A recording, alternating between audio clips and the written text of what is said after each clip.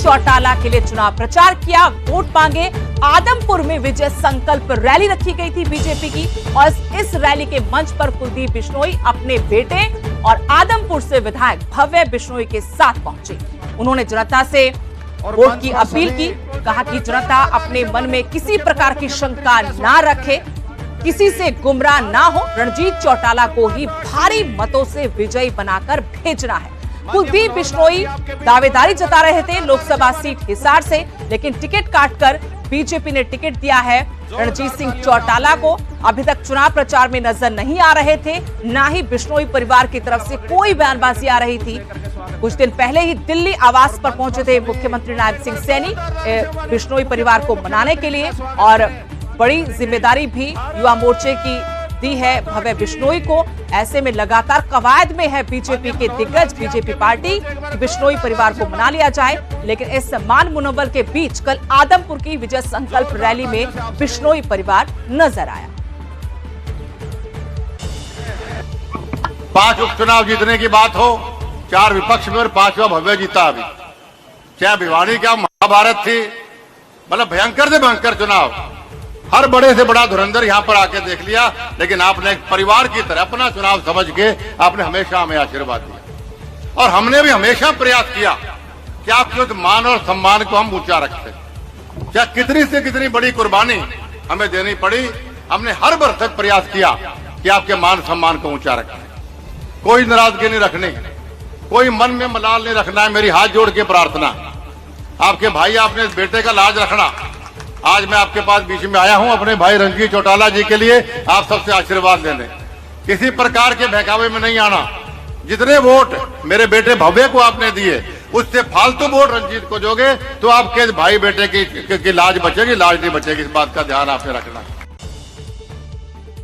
Hisar Lok Sabha seat पर मुकाबला बेहद रोमांचक होता जा रहा है और इसी मुकाबले को लेकर पूर्व उप मुख्यमंत्री दुष्यंत चौटाला का बयान आया। कहा कि हिसार में इस बार त्रिकोणीय मुकाबला होगा। इस बार हिसार की जनता महिला को संसद भेजेगी। पार्टी छोड़कर जा रहे नेताओं पर भी दुष्यंत का बयान। कहा कि राजनीति में संगठन कार्यकर्ताओं से चलता है, नेता आते जाते रहते हैं। नामांकन के बाद चुनाव और ज्यादा रोचक होगा।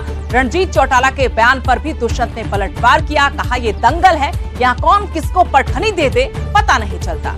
हिसार से आपको बता दें, नैना चौटाला जेजेपी के उम्मीदवार है। इनेलो ने सुनैना चौटाला को चुनाव मैदान में उतारा है, तो भारतीय जनता पार्टी ने रणजीत चौटाला को चुनाव मैदान में उतारा है। ऐसे में चौटाला परिवार के ही सदस्य आमने सामने हैं। ऐसे में आपको बता दें कि ये सीट और ज्यादा दिलचस्प हो गई है, हॉट सीट है, लेकिन चौटाला परिवार का अपना ही चुनावी रण यहां देखने को मिलेगा।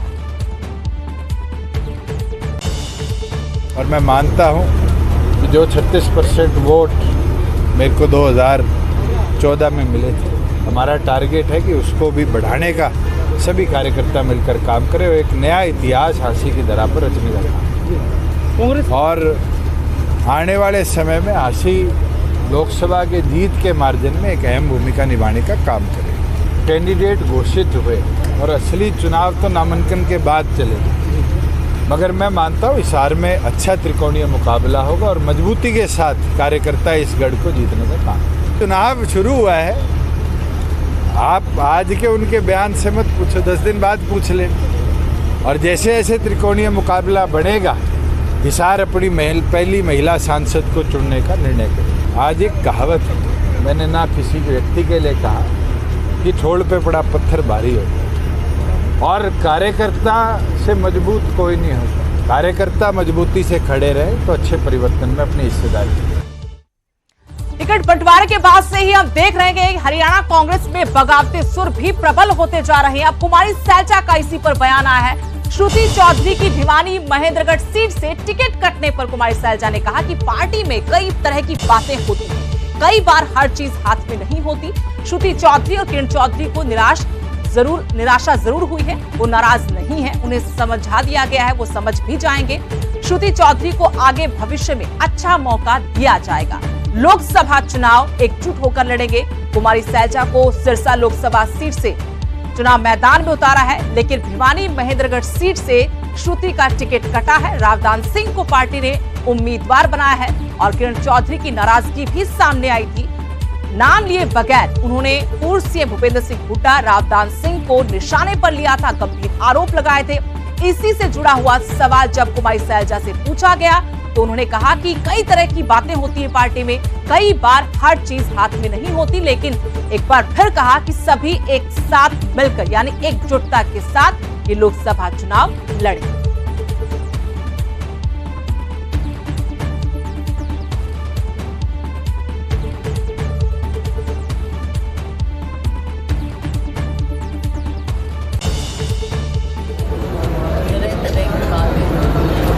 पार्टी का अंदरूनी फैसले होंगे कि किसको कहाँ से टिकट मिले। ये बात है, कभी लगता है कि आज के दिन कुछ नहीं। आपको याद होगा 89 में जब मुझे टिकट नहीं मिली, उसमें उस समय कुछ लोगों को लगता था, लेकिन 91 में मुझे फिर मिली और मैं फिर।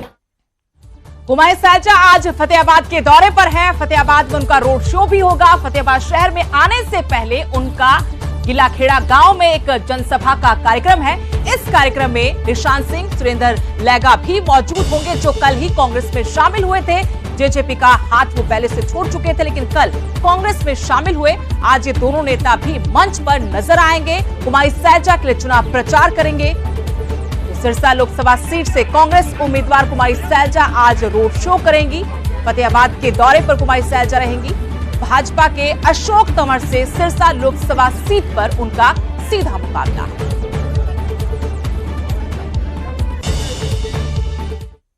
बीजेपी के विरोध पर भाजपा प्रदेश महामंत्री सुरेंद्र पूनिया का बयान आया है।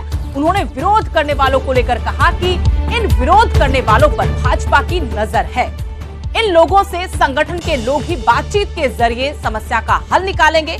कुलदीप बिश्नोई और भव्य बिश्नोई को लेकर जो खबरें आ रही कि वो नाराज है। हालांकि कल जरूर उन्होंने चुनाव प्रचार किया था आदमपुर में अपनी पार्टी के उम्मीदवार के लिए। इसके बावजूद भी माना जा रहा है कि उनकी नाराजगी पूरी तरह से दूर नहीं हुई है। इसी को लेकर कहा कि कुलदीप बिश्नोई और भव्य बिश्नोई के मन में कोई ऐसी बात नहीं है, वो मन से भाजपा के साथ है। दोनों ही पार्टी के लिए दिल से प्रचार करेंगे। कांग्रेस का कल्चर आपस में झगड़ने का है। उन्होंने ये भी कहा कि बंसीलाल वीरेंद्र सिंह का बंटाधार कांग्रेस की नीतियों की वजह से हुआ। कांग्रेस अपना संगठन तक नहीं बना पाई। देखिए, मुझे नहीं लगता कि कहीं कोई विरोध की बात है, क्योंकि मैं पूरे प्रदेश में घूमता हूँ। कुछ हो सकता है कहीं कोई बात हो, वो व्यक्तिगत बात भी हो सकती है, और उस बात पे हमारी पार्टी की भी पूरी निगाह है। हम उनसे बातचीत भी करते हैं कि वे कोई दुख तकलीफ कष्ट है तो बात करके उसका समाधान हो सकता है। यहाँ समय समय पर दूसरे कांग्रेस में आप देखते होंगे एक ही परिवार का वर्चस्व रहा है केंद्र में, जैसे गांधी परिवार का, नेहरू गांधी परिवार का। भारतीय जनता पार्टी में ये पॉसिबल है, एक चाय बेचने वाला व्यक्ति देश का प्रधानमंत्री बन सकता है, एक 2 एकड़ का किसान मनोहर लाल प्रदेश का मुख्यमंत्री बन सकता है, एक माड़ी का बेटा जिसके घर में सब्जी बेच करके गुजारा हुआ है वो प्रदेश का मुख्यमंत्री बन सकता है। तो इस प्रकार का कल्चर भारतीय जनता पार्टी का है। कांग्रेस में किसी प्रकार का महत्व कार्यकर्ता को नहीं मिलता है, केवल एक परिवार की संतुष्टि के लिए कांग्रेस पार्टी अपनी योजनाएं बनाती है। मुख्यमंत्री जी और मैं स्वयं उनके मुख्यमंत्री जी के साथ उनके घर गया था, और वो हमारा कोई मनाने का कार्यक्रम नहीं था। हम उनसे मिलने के लिए गए थे, क्योंकि मुख्यमंत्री जी जब मुख्यमंत्री बने तो उनका आग्रह ये था कि कभी घर आकर के भोजन पानी नाश्ता करने के लिए आएँ। उसके निमित्त वो कार्यक्रम था, और वो बड़े अच्छे मन से, आज का आपने उनका कार्यक्रम देखा भी होगा और आपने उनकी बात सुनी भी होगी, बहुत मन से दिल से वो भारतीय जनता पार्टी के पक्ष में प्रचार भी करेंगे। कुरुक्षेत्र से भाजपा प्रत्याशी नवीन जिंदल भी अपने चुनाव प्रचार में जुटे हुए हैं। इस दौरान वो पेवा के थाना गांव पहुंचे, जहां उन्होंने मतदाताओं से वोट की अपील की। जिंदल ने कहा कि मेरा हमेशा कुरुक्षेत्र लोकसभा की जनता से लगाव रहा है, आज भी मुझे गांव के लोगों का भरपूर समर्थन मिल रहा है।